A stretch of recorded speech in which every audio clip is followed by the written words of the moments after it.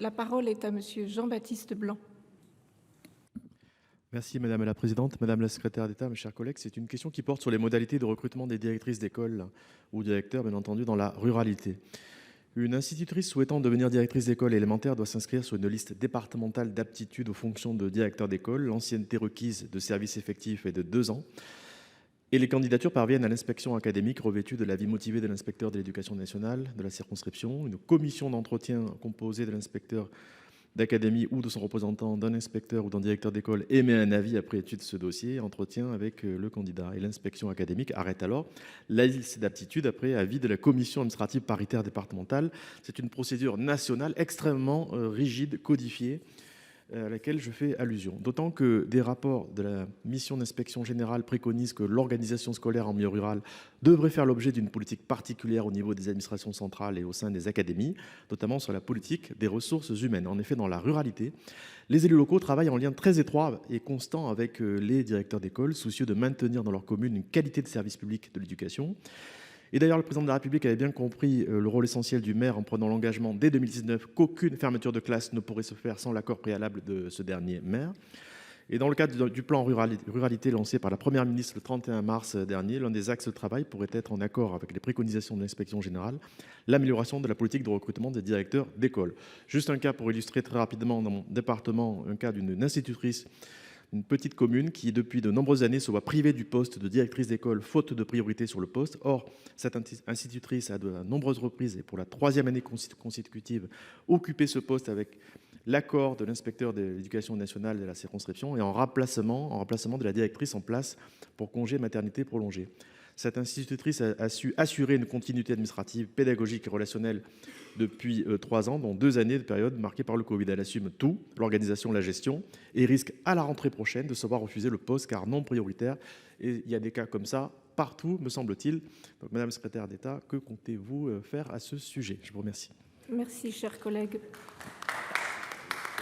Le ministre.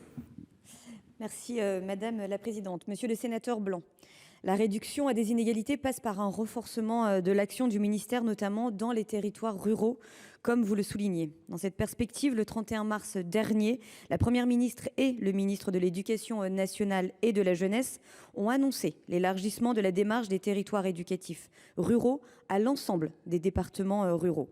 Cette extension s'inscrit dans un plan ruralité beaucoup plus large visant à garantir l'amélioration durable de la qualité du service public de l'éducation au sein de ces mêmes territoires. La loi du 21 décembre 2021 créant la fonction de directeur ou de directrice d'école prévoit que le directeur d'école est nommé parmi les personnes inscrites sur la liste d'aptitude.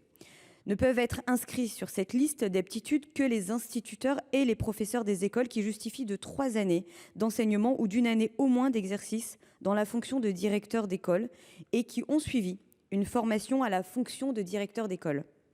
Dans le cadre de vacances d'emploi de directeur d'école, comme vous le signalez, des instituteurs et des professeurs d'école non inscrits sur la liste d'aptitudes peuvent être nommés à leur demande dans des conditions définies par décret. Un décret publié a été cet été notamment précisé les modalités de recrutement des directeurs d'école. Une liste d'aptitudes à l'emploi des directeurs d'école est établie chaque année dans chaque département par le directeur académique des services de l'éducation nationale.